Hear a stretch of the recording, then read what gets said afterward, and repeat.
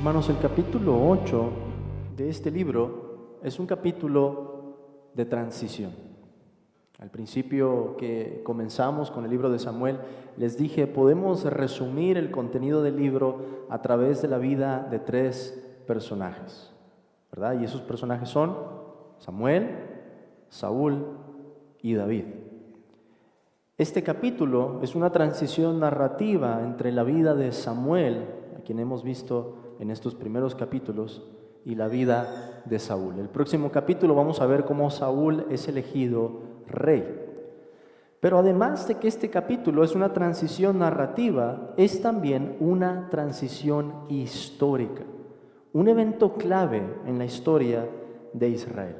Recuerden que hasta este punto en el registro bíblico tenemos a figuras muy importantes para la fundación del pueblo. Para llegar a Samuel hemos pasado por los patriarcas, pasamos por líderes como Moisés y Aarón, o como Josué y los jueces, de los que Samuel, en un sentido, formó parte. Pero nunca hasta este punto en la vida de la historia de Israel habíamos oído de un rey o de una monarquía. Israel no había tenido esa forma de gobierno. La vieron en algún momento cuando fueron esclavos en Egipto. Una forma de gobierno en la que el poder y la autoridad quedan concentradas sobre una sola persona. El capítulo 8, entonces, es una transición drástica y severa.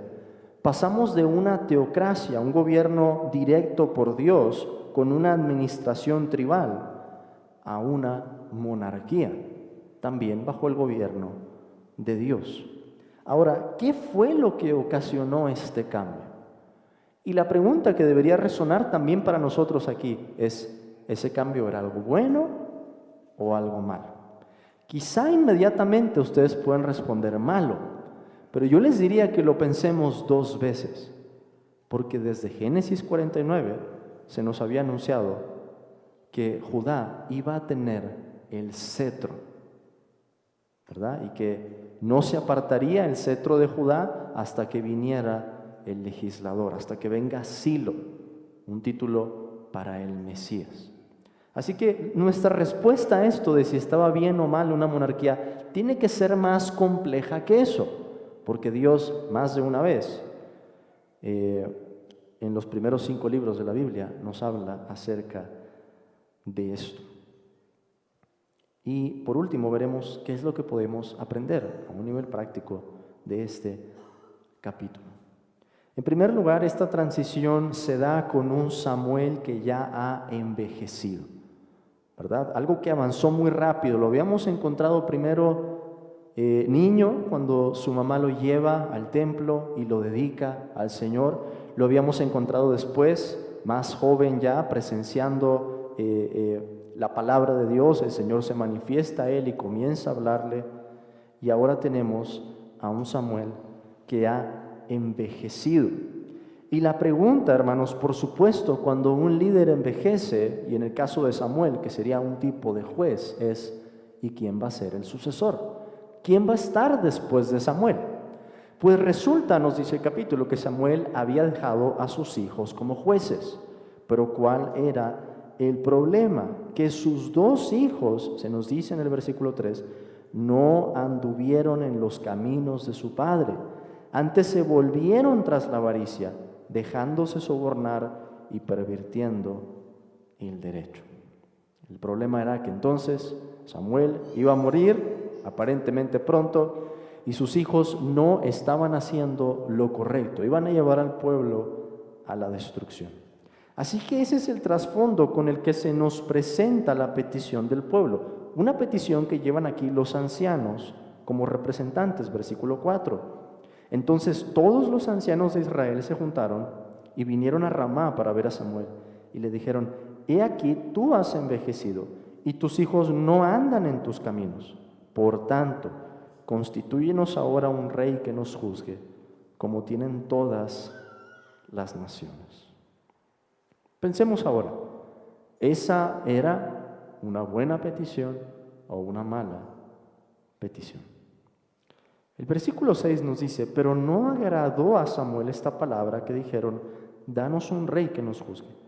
Y Samuel oró a Jehová, y dijo Jehová a Samuel, oye la voz del pueblo en todo lo que te digan, porque no te han desechado a ti, sino a mí me han desechado, para que no reine sobre ellos. Hay una tensión aquí, hermanos, en esta sección. No sé si ustedes la pueden notar. El Señor dice, oye la voz del pueblo en todo lo que te digan.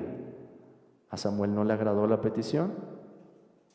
Y el Señor está diciendo ahí que a quien habían desechado era a Dios y no a Samuel. Esto, por supuesto, entonces sería algo desagradable para Dios. Pero Dios está condescendiendo con la petición que el pueblo hace en ese momento. Entonces, ¿era bueno o era malo? Era malo, evidentemente, en cuanto a la motivación del pueblo. Y ellos lo dejan ver cuando dicen, constitúyenos ahora un rey que nos juzgue, como tienen todas las naciones. Y justo cuando Samuel termina su discurso, ellos vuelven a repetir porque no querían oír al varón de Dios. Y le dicen, habrá rey sobre nosotros, y nosotros seremos también como todas las naciones. ¿Qué era lo que Israel había visto alrededor? Una monarquía. ¿Cuál era el problema, hermanos? Dios los había escogido para hacerle un pueblo santo. Dios los había escogido para que no fueran como las otras naciones. Pero la motivación del pueblo aquí, el deseo por el que están presentando esta petición, es un deseo malo. Ellos quieren ser como las naciones alrededor y no como el Señor lo había demandado. Ahora, esta decisión o esta petición era buena en cuanto al plan de Dios, no en las motivaciones de los hombres, pero en cuanto al plan de Dios. ¿Cómo sabemos eso? Vean, por ejemplo, hermanos, Deuteronomio capítulo 17. Deuteronomio capítulo 17. Versículo 14, Deuteronomio 17, 14, el último libro de Moisés. Moisés dice, cuando hayas entrado en la tierra que Jehová tu Dios te da, y tomes posesión de ella, y la habites, y digas, pondré un rey sobre mí, como todas las naciones que están en mis alrededores. Ciertamente pondrás por rey sobre ti al que Jehová tu Dios escogiere. De entre tus hermanos pondrás rey sobre ti. No podrás poner sobre ti a hombre extranjero que no sea tu hermano. Y después encontramos algunas instrucciones de lo que este hombre tendría que hacer. Ahora, hermanos, Moisés escribió antes de lo que pasó en el libro de Samuel.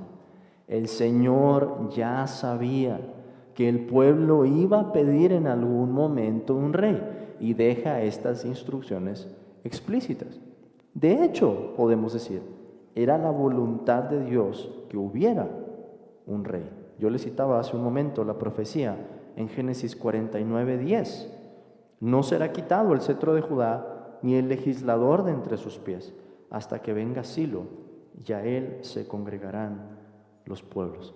Y si fuéramos más atrás todavía en la historia de Israel, encontraríamos que Dios le dice a Abraham que de su descendencia iban a salir ¿qué? Reyes. Iba a haber una monarquía entonces. Y ese era el plan de Dios, hermanos, que iba a culminar hasta en el reinado del Mesías. Del linaje de David, nos dice la Escritura, de la tribu de Judá. Era la voluntad de Dios. Sin embargo, el pueblo aquí estaba haciendo esta petición con un deseo malo, con una mala motivación. Y aún así vemos la voluntad de Dios controlando todo esto para llevar estas cosas a un buen fin.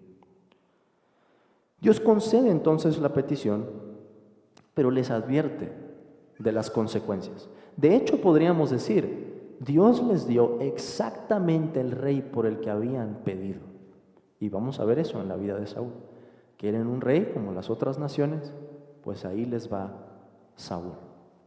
Un rey que ¿qué iba a hacer? Nos dice Samuel en su discurso, iba a tomar a sus hijos, se los iba a quitar, ¿verdad?, de manera arbitraria, iba a hacer riquezas a costa del pueblo, se iba a quedar con sus propiedades, las iba a confiscar, los iba a someter a trabajos forzados e incluso, Samuel les dice, que este rey los iba a hacer siervos.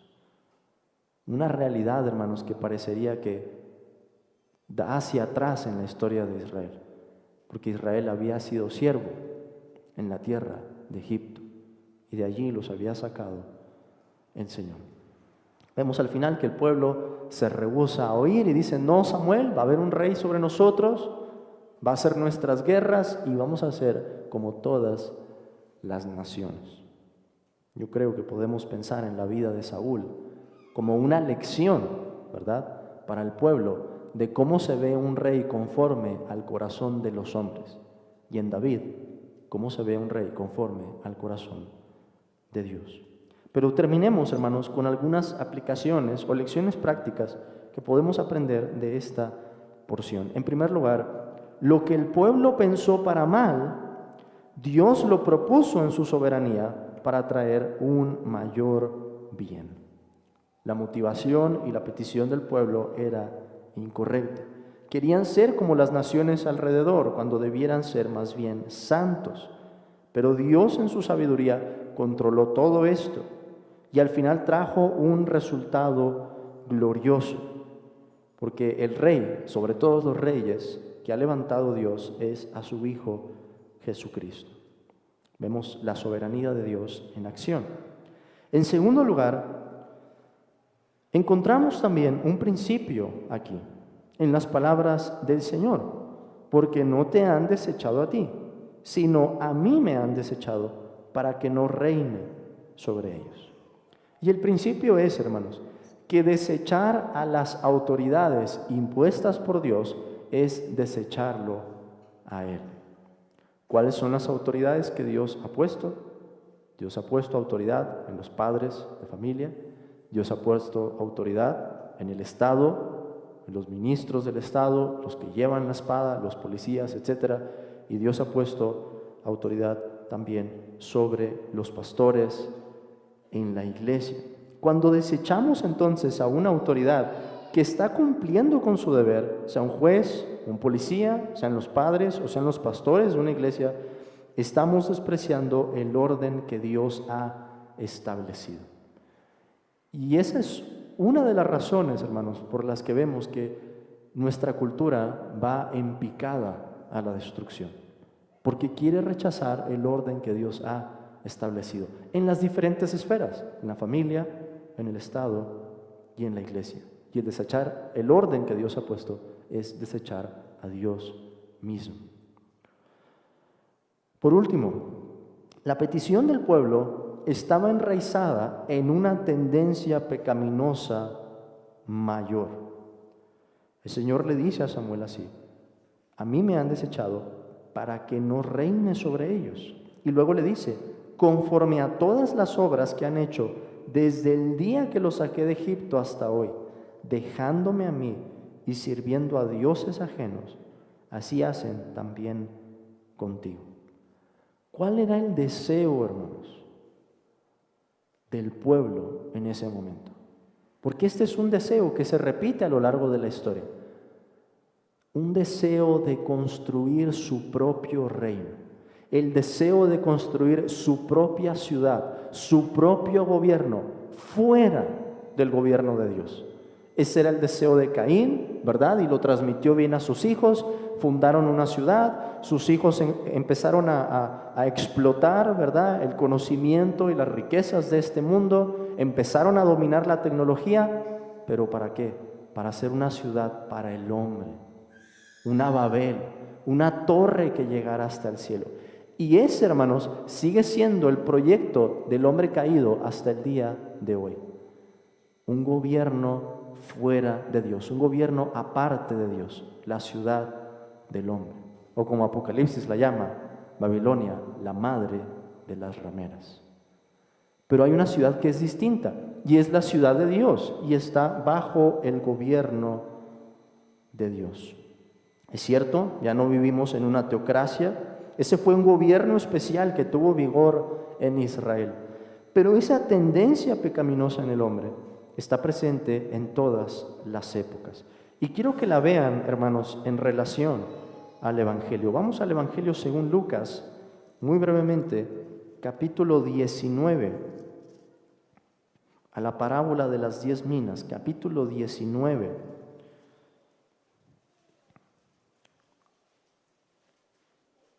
Versículo 12. Vean cuál es la actitud que esta parábola va a reflejar. El Señor dijo: un hombre noble se fue a un país lejano para recibir un reino y volver. Y llamando a 10 siervos suyos, les dio 10 minas y les dijo: negociad entre tanto que vengo. Pero sus conciudadanos le aborrecían y enviaron tras él una embajada diciendo: no queremos que éste reine sobre nosotros. ¿De qué está hablando Cristo aquí? Cristo es el que iba a reinar sobre el pueblo de Israel. Israel no lo quiso, Israel no quería que Jesús reinara sobre el pueblo. ¿Y cuál va a ser la consecuencia? Noten en esa parábola, en el versículo 27, ¿cómo termina? El Señor noble dice: y también aquellos mis enemigos que no querían que yo reinase sobre ellos, traedlos acá y decapitadlos delante de mí. Entonces, si bien nosotros vivimos en una circunstancia muy diferente de la que viviera Samuel y Saúl, esa tendencia en el corazón, hermanos, sigue estando arraigada. Un deseo de oponerse al reinado de Dios. Y es por eso que la gente se opone también al Evangelio de Cristo. El Evangelio nos confronta enseñándonos que Jesús es el Rey sobre todo. Y la pregunta entonces es: ¿queremos vivir según el reino de Dios, según el proyecto de Dios o según nuestro propio reino? Por último, hermanos, pensemos en la paciencia de Dios evidenciada en este pasaje. El Señor se lo dice a Samuel: conforme a todas las obras que han hecho desde el día que los saqué de Egipto hasta hoy. ¿Cuántos años habían pasado ya? ¿Cuánta paciencia de parte de Dios? Como lo expresa uno de los profetas: todo el día extendí mis manos a un pueblo rebelde y contradictor. Qué misericordia vemos de parte de Dios, soportando los pecados, soportando las ofensas del pueblo, hasta el día en que Dios levantara a su Rey.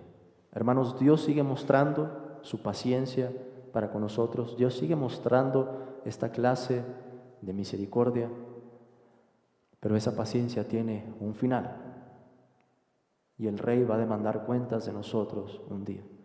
Si vivimos en sujeción a Él, si vivimos conforme a sus mandamientos, ¿verdad?, aceptando su reino, confesando su nombre, o si le dimos la espalda.